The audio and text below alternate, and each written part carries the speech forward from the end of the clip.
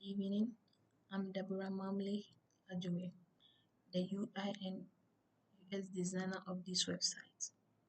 This website is designed to provide users with easy to navigate, simple and attractive platform where they can view our products, where they can make orders, where they can communicate with the coffee house. To begin in this presentation, I'm going to explain the user interface, user experience, and how we made this website very responsive. To begin with, let's know what UI, which is the user interface, and UX, which is the user experience, is about. So UI is the is actually the visual part of the website that we see, including the images, the colors, the buttons. These are some of the buttons, the home, about, menu, gallery, logos such as these. And when we move on, as we move on in the course of the presentation, we see images as well. They all form part of the UI, which is the user interface. Now the user experience, it's how easy and reliable it is for users to use our website. And we ensure that this website does exactly well. It makes it easy, it's very user friendly and reliable. Now, to begin with, let's talk about the navigation bar. The navigation bar, so when we look at the top of our website, this is our navigation bar. It contains the logo, the cafe logo, and the buttons that will allow users to move to different pages very quickly. Now, let's talk about the buttons and what they are in there. So to begin, to continue, the home is the first page that we see. So you see that when you click home, you see that it's still at the place that it was before when I entered to this website. So it's actually this is actually the hero section because it's a hero section. So this include the buttons, the navigation bars, and all of this place. The hero section is actually the first page that you see immediately you enter into our website, and this is our hero section. This whole section is our hero section. Now let's move to the about. So when we click on about, as I said, that the buttons allow us to move to the next pages quickly. When we click on the about, it's sending us to about. So now these give information about us, a brief information about us, about this cafe website. So you could see it's not only heavy tested, but also it contains an image on my left. Now let's move on to the menu section. So the menu section provides products. It gives you the products available on our website, and it gives you the opportunity to add to cart so that you can make your orders. Shows and also it gives brief description about the product and showcasing their prices. Now let's move to the members section. So the members sections shows the people that contributed to the development of this website, showing each of them and then their roles or their contribution they made to the development of this website. We also implemented a slide bar which allows you to move to also see or move or to also see the other people. And you can see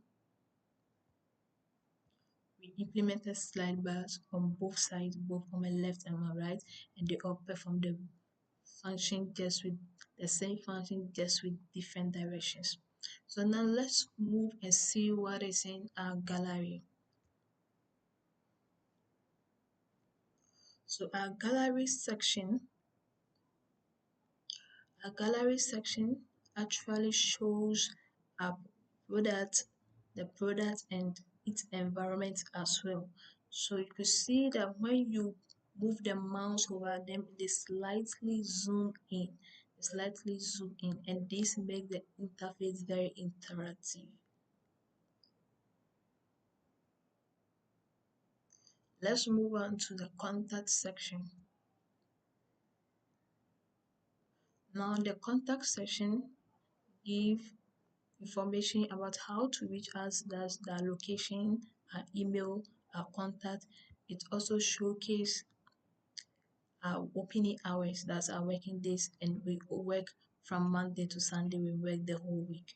And this is our website to visit. You can also communicate to the house, giving us feedback using these fields. Then this field provided afterwards, then you submit and we will see your information. Now, let's talk about how we made this website responsive. It's responsive because can be it functions very well and properly fits into other devices. It's not just related to one device. So it can be used, it functions properly and fits into laptops, mobile phones, tablets, and all sorts of devices and brands. Also, you could see that we use color themes that are related to cafes. This make the website very beautiful, making the UI very beautiful. You see, we use the theme, especially when you check the hero section, you can see the theme we use color related to coffee. Color related to coffee. Thank you very much for your time. Thank you for your considerations. See you next time on the next episode. Hello, sir. My name is Kwabna Dumaku Bodo with an index number Q425402087. I'm here to present on the part I did during the mixing. So first of all, I created a website. We created. I will say I because it wasn't only me. I did the front end. Jefta did the back end, and the rest also contributed in the AWS and the database. So first of all, we created this website so that we can enhance customer experience, cut long lines during long lines at the coffee shop, and also make our website accessible, which like make it accessible over the internet. So no matter where you are, no matter where you're from, you can access the website. That's the main purpose of one of the main characteristics of cloud computing, making it accessible for anyone, anywhere, remotely to access it, making it good so that it can help in scaling in and scaling out in case there are a lot of people trying to access the website. So about so the basically what I said, it provides information about the user, it gives the user global reach, and it makes it easy for access. So at the beginning, the website is divided into I think 5 sessions. One, two, three, four, five, six sessions. Sorry, the first session it being the home, the second being the about, the third being the menu, the fourth being the members, the people who contributed in making this website possible, the gallery, the atmosphere, what we serve, what we do inside this coffee shop, the contact where you can find us, you can where your feedback and how we can also reach you. So first of all, starting from the head we started from the head. The head contains these beautiful images with hover experience that guides the user in using it. And we have the about section, which briefly describes what the website is about. Then we have the menu section. So the menu section is where the menu is. The user can order. Because I did the front end, you can't like you can't see the order here, but this is the part I did.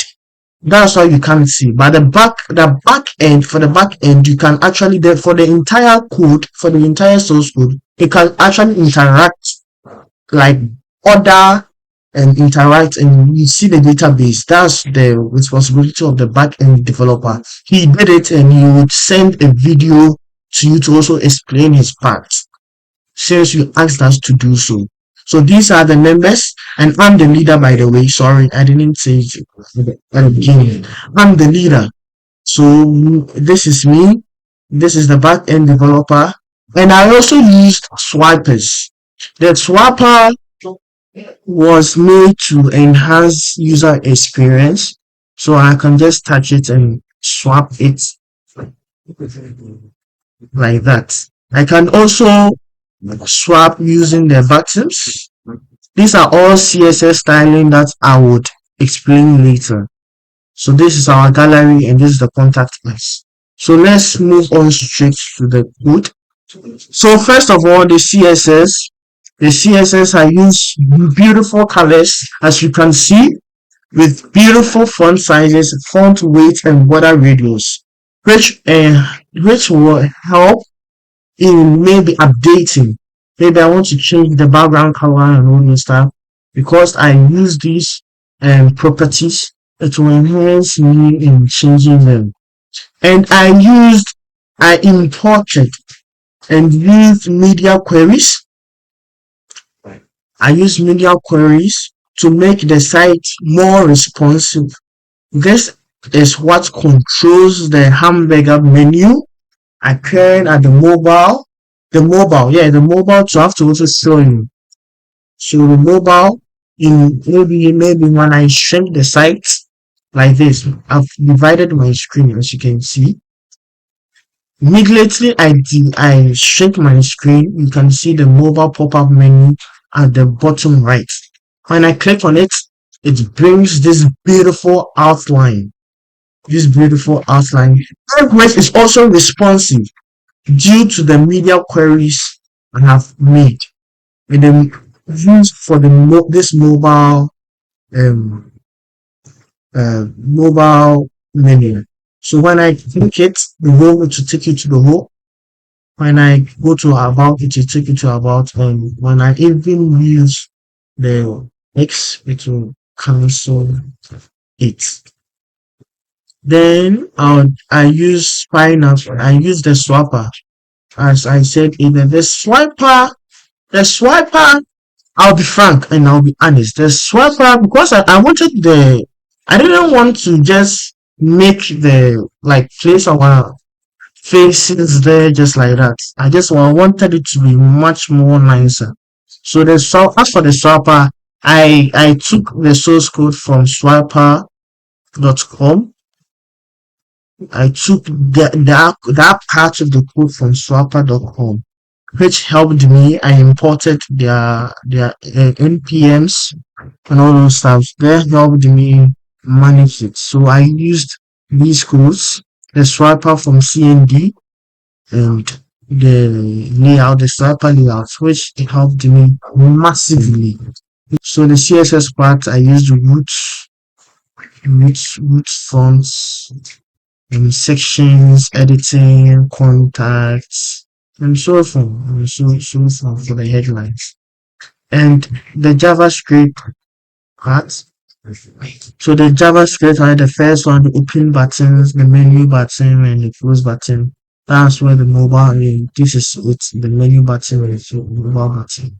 So this is what it does. It closes, it opens and closes the menu, and you can see all these JavaScript codes that I did to make the site more interactive. Yes, so this is how our front end looks like. One of our colleagues developed the front end, and I developed the back end. And within the back end, I deal with the login and the sign up.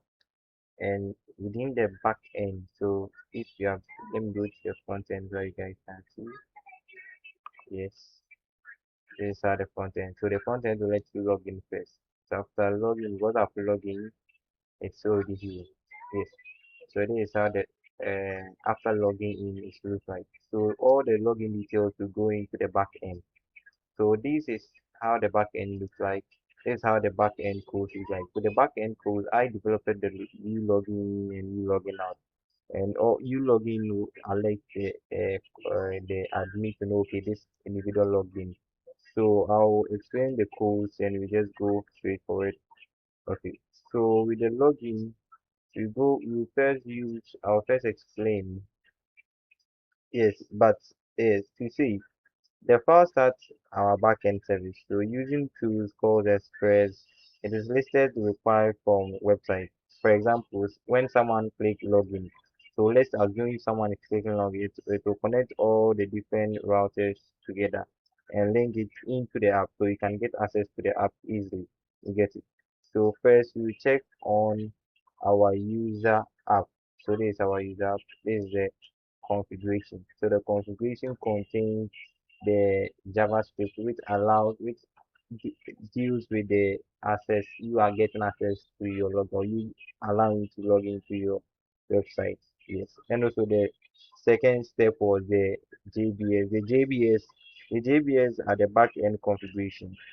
The JBS connect the servers to the MySQL database, which is where all users like the menu, the items, and other are stored. And also notice that password and user are not typed into the code directly. They comes from a hidden file because as a software engineer, you need to make sure all your password is being encrypted. So users password being encrypted. This is how the JBS. This is how the JBS looks like. So you see the JBS, you have the host dot. So all these we have the password. So all these passwords is being encrypted under the admin or MySQL form. Yes. And also the third one is you signing up. So you signing up deals with you creating password, you creating other password, you get it. So sign up, all the password that you enter should be under the username code, which deals with the yes. So as you are continuing, if you are going to the controller, so this is the controller codes. So the controller code allows you to like it also save your emails and your names, your password. So it always encrypts backend it in a way that all your codes are encrypted. So assuming that okay, I'm going to where's my assuming that I'm going to my website this after I logged in, this is my name. This is my name that I've created here. This is the image. This one is also encrypted in the file in the code. So, okay, as user have already logged in, the user need to have an avatar image or you call something as that image. So you can just add your image, just click on image, you add it to your image. This is how it is. So you can go to the menu, you can go to about, you can go to menu members. So these are our members that I just the front end developer encrypted it to it. So let's go to the code so I'll explain it. So if I'm going to the menu, so you see the menu, you have 5 items. So all the 5 item names are being listed here. So if the item is not listed here, if someone is looking for it, the person will find it. So all the items are being inputted in this backend. So all items are being here. If there is a mistake on the item, if the user or the IT guy wants to change the price of it, you can change it from this code. So this is how it also looks like. Yes. So any difficult thing. So it's just simple. So let's go to my SQL. So my SQL, this is the avatar. Yeah. So the avatar that the image that you can put it in your this thing, your website. So you see on here they are written change photo, so you can change. So the code that back these changes where I showed it to you. So that is the SQL. The SQL that I named it SQL because I wanted to be different from all these code. Yes. So this is how I did it. Okay. Thank you guys. Let's go out with our one. Thank you guys for joining. Bye bye. I am Emmanuel Agbedi and I am the backend developer on this project. In this part, I'll walk through how our website lets a customer create an account, log in and stay logged in. This is the piece that connects our login page to our database. So let's open our server.js code and view what it does. Well, let's look at the server.js. This file starts our backend using Express. So it listens to every request coming from the website. For example, when someone clicks login, and then it routes each request to the right place. And then we go to connecting the database to the code. So we open our config folder and then we look at the db.js file. So this file connects the server to our MySQL database where every user menu item and other lives. So the username and password aren't typed directly into the code. They are pulled from a hidden file, which keeps our credentials out of the code base and more secure. So we move on to how a user creates an account and how the account is being managed. So let's go to our controller.js folder, then open the controller.js file, and then we look at the controller.js file. This is the file. So when someone signs up, this function checks that their name, email, and password are valid and make sure that email isn't already taken. Then it encrypts the password using bcrypt, so it is never stored as plain text. Even I can't see what the actual password is as a back-end developer because that will violate the rules of the security policies that are being set in place. So once the new user is saved, we immediately create a login token called a JWT. So they are signed in right away without needing to log in separately. And then let's look at how a user logs in, like what happens when the user is about to log in. So we go to our auth controller.js file, that's authentication controller file. So when someone logs in, we look up their account by email, then use bcrypt to compare the password they typed against the encrypted one saved in the database. If it matches, we hand them a fresh token. So for example, if upon creating the account, you enter a password like maybe my password, and then when someone is logging in using your email that you used, and then the person uses a different password like maybe 123, since it doesn't match to the password that you set as my password, the code, like the system will reject it and then it will print out a message displaying password mismatch or wrong password or maybe wrong login credentials. And then let's look at how we protect the pages. So we go to our middleware folder and then we open the JS file here and look at the code here. So we think of this as a security guard. Before anyone can place an order or view their profile, this code checks whether they sent a valid token along with their request. If the token is missing or fake, the request gets blocked before it ever reaches the database. So that's also it's that's that about this. So we move on to the login or the sign up routes where um it's located in the root folder. So we open the site and open our auth root file. So this file connects each web address to its function and then They sign up and they log in and they are open to anyone but me, which shows users private info. So when you are logging in, it has to match your credentials and everything before you are given access into the system.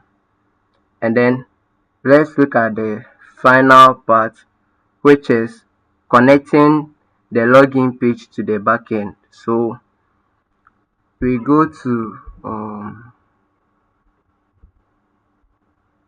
front end updated folder, and then we go to the authentication.js file. So finally, on the website side, when someone clicks sign in, this code sends their email and password to our backend using fetch. If it succeeds, we save the token in the browser storage so the person stays logged in even after refreshing the page. That covers the authentication, from sign up to login to protecting private routes with a token.